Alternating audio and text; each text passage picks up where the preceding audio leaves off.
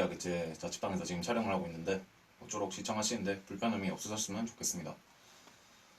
이번에 저희 조가 발표할 내용은 의료정보학의 소개인데요. 여러분들이 앞서 공지 받으셨던 학습 목표에 따라 목차를 다음과 같이 구성하였습니다. 먼저 의료정보학에 대해 간단한 소개를 한 후 의료정보의 효율적 활용의 중요성, 그리고 그러한 정보와 관련된 기술의 영향과 활용법, 또 의료정보화의 진행에 따른 효과와 의료정보학의 역할을 끝으로 발표를 마치도록 하겠습니다. 먼저 의료정보학에 대해 알아보겠습니다. 먼저 의료정보학의 정의, 역사, 분야 및 분류를 소개하도록 하겠습니다.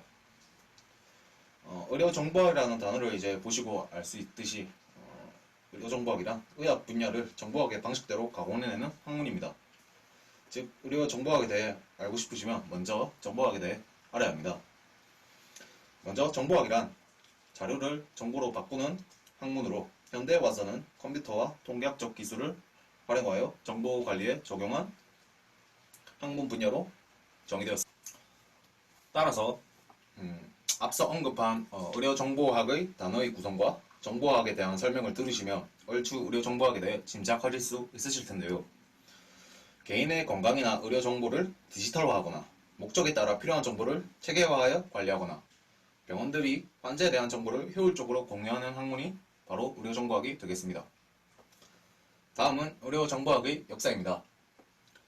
사실 의사가 환자의 임상 상태를 오감이나 기계, 도구를 이용하여 진단하는 그런 과정이 축적되어 의학이 발전해왔다고 봤을 때 의학 자체가 정보학적인 성격을 띠고 있다고 봐도 무방할 정도입니다.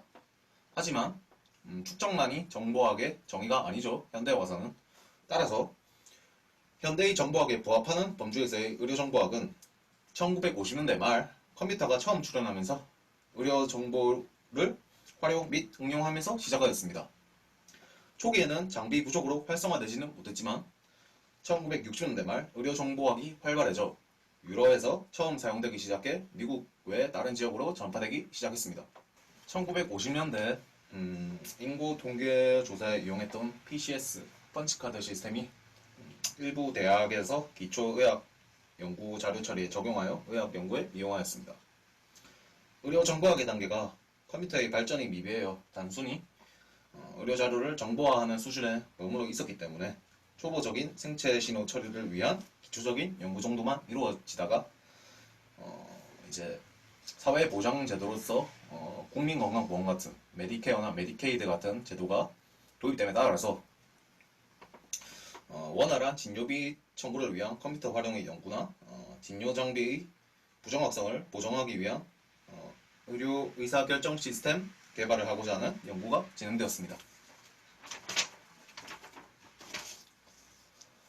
1960년대 이제 유럽에서 처음으로 의료정보학이라는 용어가 등장하면서 컴퓨터 발달이 빨랐던 미국을 중심으로 의료정보학이 발전하던 시기였습니다. 병원 전산 시스템 개발로 의무기록 및 의료정보화가 체계적으로 적용되기 시작하였고 1970년대에는 컴퓨터 개발이 더욱 가속화되어 의료정보 분야의 응용 또한 활발히 진행되었습니다. 과거 수작업으로 진행하던 병원의 업무를 자동화하여 업무의 속도와 정확성을 높일 수 있었습니다. 1980년대 컴퓨터 및 통신기술의 눈부신 발전에 따라 데이터베이스 정보통신 기술이 의료정보학에도 적용되었습니다. 당일연도 국내에서는 의료보험 청구를 위한 의료보험수가 시스템이 도입된 시기입니다. 1990년대에는 데이터베이스 및 인터넷 통신 기술이 급속하게 발전해 사용자 중심의 의료정보 관리로 변모하였습니다. 일부 대학 병원에서는 처방 전달 시스템이 도입을 시도하였습니다. 2000년대를 지나 오늘날은 의료정보 기술의 발전으로 병원 의료정보를 다양하게 활용할 수 있는 시기입니다. 초고속 인터넷의 발전으로 원격 진료 및 재택 진료가 가능해지고 멀티미디어 환경에서 전자 의무 기록이 가능합니다. 또한 의료인이 환자를 진료하거나 치료할 때 관련한 정보를 찾을 수 있으며 상황에 따라서는 의료 진단, 의사결정까지도 가능합니다.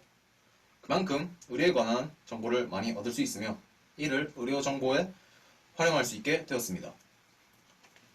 다음은 의료정보학의 분류 및 분야에 대해 알아보도록 할 것입니다. 정보학 자체가 쉬지 않고 자꾸 변하는 특성을 가지고 있어서 의료정보학을 단순히 파악하는 것은 어려운 일이지만 대략적인 파악을 위해 다음과 같이 세 분야로 나누어 볼 수 있습니다. 먼저 의료정보학은 기초의료정보학, 임상의료정보학, 그 다음 생명의료정보학으로 나뉩니다. 먼저 기초의료정보학은 기초학문으로서 의료정보학입니다. 사실 기초의료정보학이 연구하는 분야가 너무 많아서 이것을 슬라이드에 담기에는 무리가 있어 담지는 않았지만 주로 의학정보의 처리와 관련된 분야를 연구하거나 혹은 의료정보 시스템 엔지니어링의 기초학문을 주로 연구하는 분야입니다. 다음은 임상의료정보학인데요. 주로 임상 과정에 초점을 맞춘 분야로 흔히 의료정보학이라 칭하는 정보학이 바로 이 분야입니다. 임상 진료의 재해 과정을 정보공학적 방법을 통해 향상시키기 위한 응용 분야 전반을 가리킵니다. 의료 데이터베이스나 전자의무기록, 병원 행정이나 지역사회의 보건의료정보망을 그 예시로 들 수 있습니다. 하위 분야로는 소비자의료정보학, 보건의료정보학 등 각 임상과별 의료정보학이 있습니다. 마지막으로 생명의료정보학입니다. 앞서 설명드린 기초의료정보학이 기초의료학문으로서 의료정보학이었고 임상의료정보학이 응용으로서 의료정보학이었다면 이번 생명의료정보학은 의생명현상의 연구도구로서 활용되는 의료정보학인데요. 주로 생명현상을 의료정보학적 현상으로 파악하는 분야입니다. 하위 분야로는 구조유전체학이나 기능유전체학, 그 다음 단백질학이 있습니다. 다음은 의료정보의 효율적 활용의 중요성에 대해 설명하도록 하겠습니다. 의료정보의 효율적 활용을 통해 다음과 같은 효과를 얻을 수 있는데요.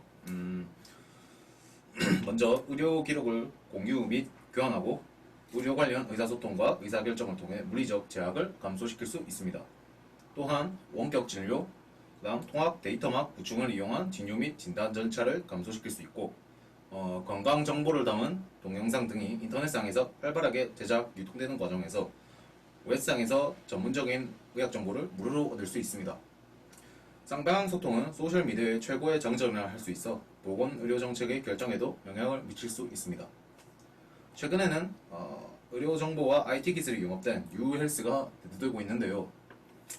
유헬스를 통해 네트워크 기술을 활용하여 환자가 인지하지 않아도 생체 신호나 건강 정보를 측정하여 의료기관으로 전송, 분석하는 의료환경 서비스의 발달을 통해 접근성이 향상되고 질병을 진단 능력을 높일 수 있습니다. 그러나 이러한 ULS 시스템이 통상적인 이제 의료 시스템에 완전히 정착된 것은 아니라서 ULS의 이제 서비스의 분류도 정확하게 확립되지 않았는데요. 정확하게 아마 말하면 제대로겠죠. 먼저 2007년에 삼성경제연구소에서 ULS 서비스의 유형을 세 가지로 분류한 방식이 있습니다. 지금과 같이 보시는 이제 표인데요. 이게 즉 질병의 진단, 치료, 관리에 초점을 두는 헬스케어형과 건강의 유지 및 향상을 위한 서비스를 제공하는 웰니스형으로 분류됩니다. 헬스케어형은 다시 이용자를 기준으로 그 환자 개인이거나 아니면 병원이거나 기준으로 유호스피털과 홈 모바일 헬스케어로 분류되어 다음 표와 같은 도식이 만들어집니다. 유호스피털은 병원에서 이루어지는 의료행위와 원무 관리를 정보 및 전자기술을 이용하여 지원하는 것이고 주요 구성 요소로는 OCS, EMR, DCSS, 팍스 등 처방 전달, 의무 기록, 그다음 임상 의사 결정 지원, 의료 영상 정보 등이 있습니다. 홈 모바일 헬스케어는 의료 취약지나 고령자, 저소득층을 대상으로 원격 진료나 만성질환 관리 등 보건복저의 서비스 제공에 초점을 두는 요소들이고요. 웰니스군은 가정 및 이동 공간에서의 건강을 통합 관리하는 것으로 언제 어디서나 운동량을 지속적으로 측정하고 관리하는 것을 말합니다. 다음은 첨단 정보기술의 발전에 따른 긍정적, 부정적 영향입니다. 첨단 정보기술의 발전에 따라 개인별 맞춤 의료 서비스와 24시간 환자 모니터링을 통해 실생활 공간에 지속적으로 의료 서비스를 제공, 즉 아까 언급한 홈 모바일 헬스케어군의 서비스 제공을 통해 질병의 해결, 예방과 같은 수준 높은 의료 재건과 평생 관리 개념을 강화할 수 있습니다. 근데 하지만 이런 긍정적인 영향만 있는 것은 아닌데요. 먼저 개인의 사생활 침해, 이것이 아마 제일 크겠죠. 그리고 개인정보 보호를 강조할 경우 어설픈 수준의 연구, 그 다음 높아지는 오진 가능성과 자본력을 갖춘 대형 병원 위주의 독과점식 원격 의료 가능성 등이 있습니다. 다음은 첨단 정보 기술의 활용입니다. 앞서 설명드린 유호스피털군에 속하는 서비스 등이 있는데요. 먼저 처방 전달 시스템입니다. 이것은 진료부터 처방까지 진행되는 과정을 전산화하여 각 부서에 정보를 신속하게 전달하도록 구축된 시스템입니다. 이러한 OCS의 장점은 신속한 처방 전달, 진료 대기시간 단축 등 시간적인 장점이 있습니다. 다음은 전자의무기록 EMR인데요. 병원 정보 시스템이나 처방 전달 시스템 내부에 포함되어 있는 전자적 형태의 환자 기록입니다. 의료인에게 필요한 정보와 정확한 자료의 제공으로 임상 결정을 도와주기 위한 서비스입니다. 전자문서 교환 EDI는 공공서식을 표준화한 전자문서로 변환시켜 컴퓨터 간 교환, 축적, 처리하는 정보 전달 방식입니다. 의료 영상 정보 시스템 PACS는 아마 이미 여러분들이 작년에 의용공학시간에 들으셨을지도 모르겠는데요. 디지털 영상 의료 이미지를 DICOM, DCOM이라는 국제 표준 규약에 맞춰 저장, 가공, 전송하는 시스템입니다. 다음은 전자 건강 기록인데요. 평생 진료 이력과 건강 기록을 관리하는 핵심 인프라를 제공하는 시스템입니다. 평생 진료 이력과 건강 기록을 관리하는 핵심 인프라를 제공하는 시스템인데 흩어져 있는 여러 의료기관의 정보를 효과적으로 관리하고 교류함으로써 의사가 환자의 모든 의료 정보를 조회할 수 있는 시스템입니다. 이를 통해 의학적 의사결정에 도움을 제공하고 중복 진료 방지, 그다음 오진 가능성 축소를 통해 최적의 진료 서비스를 제공하도록 합니다.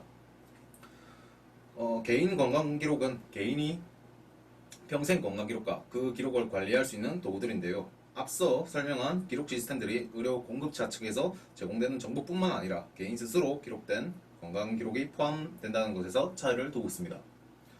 다음은 의료 정보화의 진행이 여러 분야에 미치는 효과에 대해 설명드리도록 하겠습니다. 먼저 법적 효과입니다. 현행법상 개인정보의 정의가 의료계와 맞지 않다는 것인데요. 이 기사 방금 보여드린 제목이 보이실 텐데 이 기사를 요약하자면 현재 의료기관이 보안 수준을 강화하기 위한 법적 근거가 부족한 상황입니다. 또 비식별화된 의료정보에 대한 가이드라인이 존재하지 않아 정보의 활용이 원활하지 못한 상황입니다. 이에 대한 해결책으로는 의료정보보호법의 의료정보의 특성에 반영하는 방향으로 의료정보보호법을 개정하는 것입니다. 현재 제시되는 개정안에서는 가명정보라는 개념을 도입하는 것인데 가명정보는 개인의 동의 없이 이용 가능하다는 내용을 포함하고 있습니다. 그러나 이제 의료정보의 특성상 다른 정보와 결합될 경우 정보에 해당되는 자가 누구인지 알아내기 쉬운 경우가 있어 가명 처리를 하더라도 개인정보 보호 기준에 따르도록 한다는 주장이 제시되고 있습니다.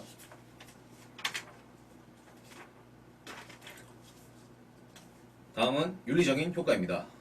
의료정보화의 진행으로 인해 안전을 우선시해야 하는 보건의료를 이윤 창출의 도구로 생각하게 될 수 있습니다.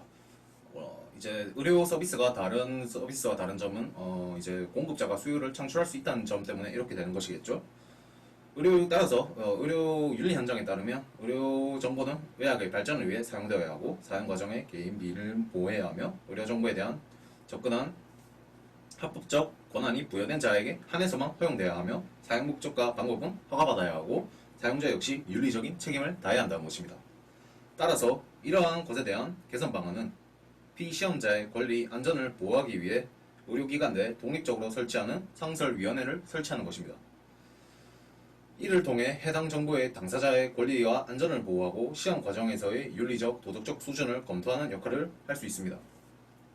앞서 이러한 법적, 윤리적 문제들을 잘 해결했을 시 의료정보의 활용을 통해 국민들의 건강 증진과 의료 비용을 절감하고 정보의 축적으로 인한 개인 맞춤형 치료 예방이 가능해지고 새로운 일자리 창출에 기여할 수 있고 효율적인 예방 중심 의료 체계를 다지는 데 큰 기여를 할 수 있습니다. 다음은 사회문화적 효과입니다. 앞서 유헬스를 잠시 언급했었는데요.